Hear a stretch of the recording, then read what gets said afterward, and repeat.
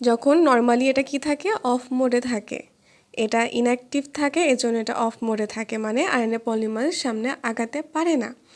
যখন DNA damaged হয় তখন ড্যামেজটা সংকেত কোথায় যায়, রেকে প্রোটিনের কাছে। তখন রেকে প্রোটিন অ্যাক্টিভেট হয়, অ্যাক্টিভেট হয়ে কি করে, সে সংকেত পাঠায় লেক্স এ প্রোটিনকে।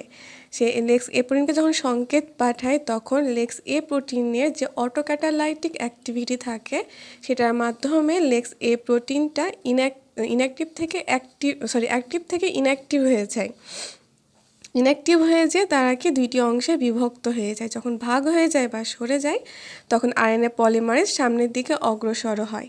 আরএনএ পলিমারেজ সামনে অগ্রসর হয়ে জিনগুলোকে রিড করে ট্রান্সক্রিপশন প্লাস ট্রান্সলেশন করে। তারপরে আমরা ইউভিআর এ জিন থেকে কি পাই, ইউভিআর এ বি সি অ্যান্ডোনিউক্লিয়েস, যেটা কি করে আমাদের এনইআর রিপেয়ার সিস্টেমটা অ্যাক্টিভেট করে।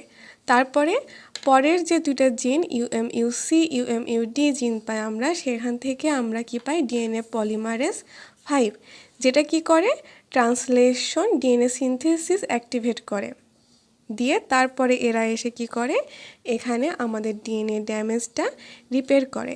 এখানে আসলে শুধু যে এই 3টা জিন তা না, এরপরে আরও অনেক জিন আছে, বাট আমরা এই 3টা সম্পর্কে জানলেই হবে আমাদের এই এসওএস রেসপন্সের জন্য।